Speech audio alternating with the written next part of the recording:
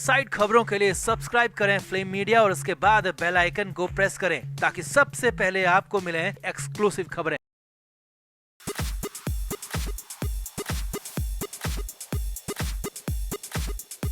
तो संजय राउत को तो जैसे बहाना चाहिए किसी का अपमान करने का, किसी की भी सरेआम इंसल्ट करने की। अब राउत ने अपनी इसी घटिया आदत का शिकार मुख्यमंत्री एकनाथ शिंदे को भी बना लिया, जिसके बाद तो संजय राउत की हर तरफ थू-थू हो रही है। दरअसल एकनाथ शिंदे ने चुनावी जनसभा में अंदाजन चुनावी तारीखों की बात कर दी, मगर राउत को शिंदे की ये बात पची नहीं और राउत ने ऐसा पलटवार किया जिसके बाद तो खुद राउत के नाम पर थू-थू की जा रही है। तो क्या है पूरा मामला, आखिर क्या कहा संजय राउत ने और एकनाथ शिंदे का क्या है पूरा बयान, आपको भी दिखाते हैं। आप भी वीडियो को शेयर करें और अपनी राय कमेंट बॉक्स में जरूर दें।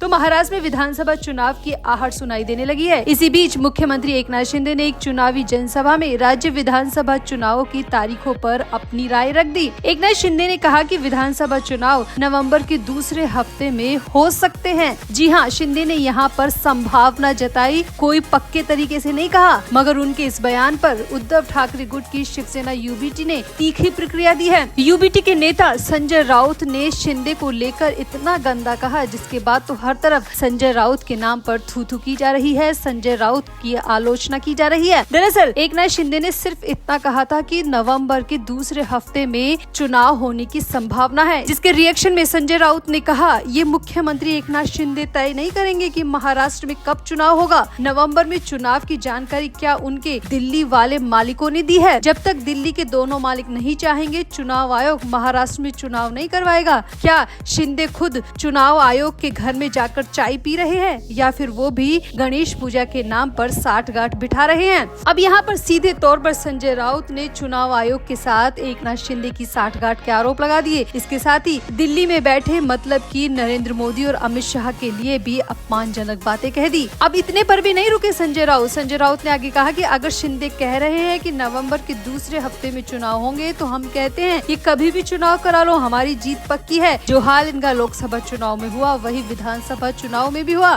संजय राउत ने आगे कहा कि आखिर इनका नवंबर के दूसरे हफ्ते में चुनाव को लेकर इतना बड़ा बयान क्यों दिया। संजय राउत ने कहा कि शिंदे को कहां से जानकारी मिल रही है कि नवंबर के दूसरे हफ्ते में चुनाव होंगे। वो तो सिर्फ राज्य के एक मुख्यमंत्री है, वो भी उन्हें सत्ता मिली नहीं है बल्कि उन्होंने सत्ता को हड़पा है। आगे संजय राउत ने कहा कि शिंदे इस बात का जवाब दे, क्लियर करे कि आखिर उन्हें कैसे पता चला कि नवंबर के दूसरे हफ्ते में विधानसभा चुनाव होंगे। अब आगे देखिए, आगे भी संजय राउत रुके नहीं। संजय राउत ने आगे कहा इनके मन में डर है इसलिए चुनाव में देरी करा रहे हैं। मुंबई में बीएमसी चुनाव नहीं करा रहे, मुंबई में भी हम जीतेंगे। यहाँ पर संजय राउत ने बार बार एकनाथ शिंदे का नाम लेकर और विधानसभा चुनाव की तारीखों को लेकर बहुत कुछ कहा, जिसके बाद तो महाराष्ट्र की सियासत में हर तरफ संजय राउत के इस बयान की आलोचना की जा रही है। अब आप ये भी जान लीजिए कि एकनाथ शिंदे ने क्या कहा था। तो महाराष्ट्र के मुख्यमंत्री और शिवसेना के अध्यक्ष एकनाथ शिंदे ने एक चुनावी जनसभा में संभावना जताई कि नवम्बर के दूसरे हफ्ते में चुनाव होने की संभावना है। 2 चरणों में चुनाव कराना बेहतर होगा। यहाँ पर सिर्फ शिंदे ने संभावना जताई, कोई भी यकीनन तौर पर या फिर कोई भी पक्के तौर पर नहीं कहा। लेकिन फिर भी संजय राउत ने इस बयान को इतना तोड़ मरोड़ कर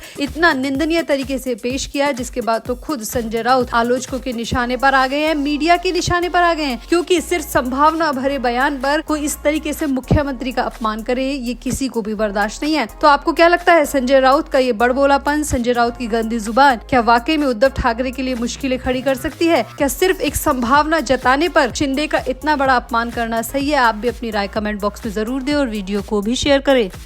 तो शिवसेना यूबीटी अब भारत के मुख्य न्यायाधीश डीवाई चंद्रचूड़ की निष्पक्षता पर सवाल उठा रही है। पार्टी के वरिष्ठ नेता संजय राउत ने सीजेआई को शिवसेना से जुड़े मामलों से अलग होने की नसीहत तक दे डाली। राउत ने सवाल ऐसे समय पर उठाए हैं जब एक दिन पहले प्रधानमंत्री नरेंद्र मोदी सीजेआई के घर पर पहुंचे थे और गणेश पूजा में शामिल हुए थे। इसके अलावा कई वकीलों ने भी इस मीटिंग पर सवाल उठाए, जबकि बीजेपी इसे सिर्फ पूजा में शामिल होना करार दे रही है। खुद पीएम मोदी ने इससे जुड़ी एक तस्वीर सोशल मीडिया पर शेयर की थी। उन्होंने लिखा, सीजेआई न्यायमूर्ति डीवाई चंद्रचूड़ जी के आवास पर गणेश पूजा में शामिल हुआ। भगवान श्री गणेश हम सभी को सुख, समृद्धि और अद्भुत स्वास्थ्य प्रदान करें। अब इस तस्वीर के सामने आने के बाद राउत ने पीएम मोदी के सीजेआई के घर जाने पर कई तरह के सवाल उठा दिए। समाचार एजेंसी एएनआई के मुताबिक राउत ने कहा, देखिए ये गणपति जी का त्योहार है। प्रधानमंत्री अब तक कितने लोगों के घर गए हैं मुझे जानकारी नहीं है। दिल्ली में कई स्थानों पर गणेश त्योहार मनाया जाता है, लेकिन प्रधानमंत्री मुख्य न्यायाधीश के घर गए और प्रधानमंत्री ने मुख्य न्यायाधीश के साथ मिलकर आरती की, जो कि अपने आप में बेहद अजीब है। राउत ने आगे कहा, भगवान के बारे में हमें इतना पता है कि अगर संविधान के रक्षक इस तरह के राजनेताओं से मिलेंगे तो लोगों को शक होगा ही। लोगों का शक गलत नहीं है।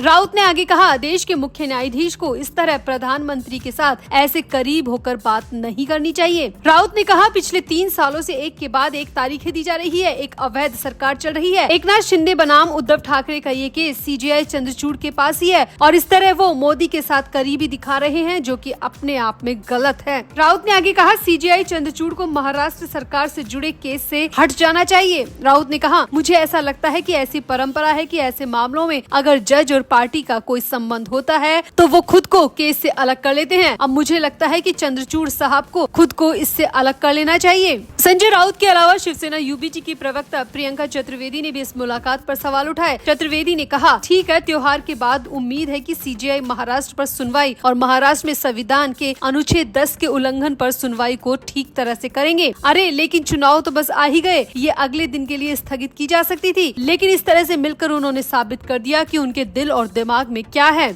सिर्फ राजनेताओं ने नहीं बल्कि जाने माने वकीलों ने भी इस मुलाकात पर सवाल उठाए हैं। एडवोकेट प्रशांत भूषण ने भी पीएम मोदी के सीजीआई के आवास पर जाने पर सवाल उठाए। उन्होंने कहा, हैरानी है कि सीजीआई चंद्रचूड़ ने निजी मुलाकात के लिए मोदी को उनके घर आने दिया। इससे न्यायपालिका के लिए बुरे संकेत मिलते हैं। न्यायपालिका जिस पर कार्यपालिका से नागरिकों के अधिकारों की सुरक्षा की जिम्मेदारी है और ये सुनिश्चित करती है कि सरकार संविधान के दायरे में रहकर काम करे, लेकिन यहाँ तो सरकार और संविधान की निजी मुलाकात चल रही है, जो कि न्यायपालिका के लिए बिल्कुल भी अच्छा नहीं है। प्रशांत भूषण के अलावा एडवोकेट इंदिरा जयसिंह ने भी इस मुलाकात पर सवाल उठाए। इंदिरा जयसिंह ने सीनियर एडवोकेट कपिल सिब्बल को टैग कर एससीबीए से इस मुलाकात की सार्वजनिक रूप से निंदा करने की मांग की। उन्होंने कहा कि इसके चलते सीजीआई की स्वतंत्रता पर से भरोसा उठ जाएगा। हालांकि बीजेपी इसे पूरी तरह सिर्फ गणेश पूजा करार दे रही है। बीजेपी प्रवक्ता शहजादा पूनेवाल ने कहा कि गणेश पूजा में शामिल होना कोई अपराध नहीं है। शुभ समारोह, शादी और कार्यक्रम में कई मौकों पर न्यायपालिका और राजनेता मंच साझा करते हैं और इसी तरह मोदी ने अगर सीजीआई के घर जाकर गणेश पूजा की है तो इसमें गलत क्या है। अब कुल मिलाकर मोदी की सीजीआई के घर जाकर गणेश पूजा करना राजनेताओं के निशाने पर तो आ ही गया है। साथ ही साथ वकालत से जुड़े सीनियर एडवोकेट भी इस पर सवाल उठा रहे हैं। तो आपको क्या लगता है कि वाकई में प्रधानमंत्री का इस तरह से सीजीआई के घर जाना, उनके निजी आवास पर जाना, निजी मुलाकात करना, गणेश पूजा में शामिल होना क्या वाकई में गलत है? आपकी क्या राय है? आप भी कमेंट बॉक्स में जरूर दें और वीडियो को भी शेयर करें।